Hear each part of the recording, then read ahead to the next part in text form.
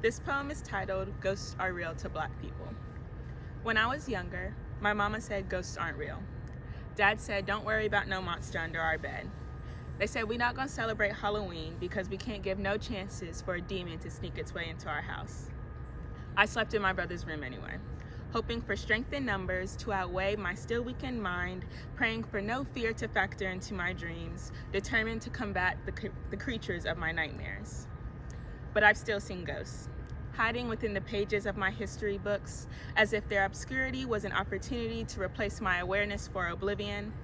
I've seen ghosts cosplaying in their uniforms of blue that they've transformed into a new race, though I've never seen that option on the census. I've seen ghosts etched into that mountain of stone, signifying the soldiers who were just trying to protect and serve, supposedly, creating safer spaces, supposedly, helping our youth, supposedly, though last time I checked, haunting Black communities ain't where they're supposed to be. So if ghosts aren't real, then who birthed this nation? Who sat on that high horse in the white-clad uniform and stripped my ancestors of their breath? Who was to blame for that random fire in the undisclosed place with that cross of a Jesus I ain't ever heard of? You see, I'm used to my saviors looking like me. Can't remember a white Jesus ever taking care of those on the bottom. Nah, he just sit in that picture on the wall, watching from afar, using my prayer request as fuel for their fire.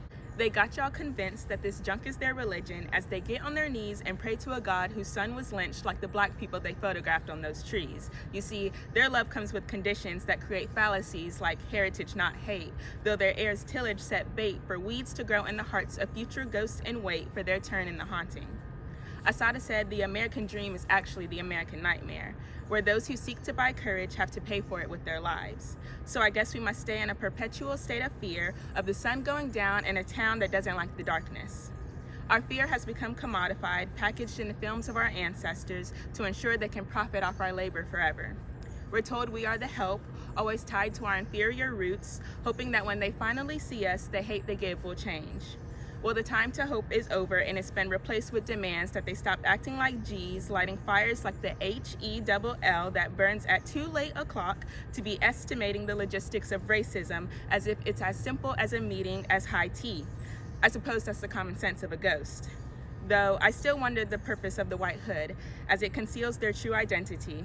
Is what hides underneath human, or has the ghost ideology consumed its being?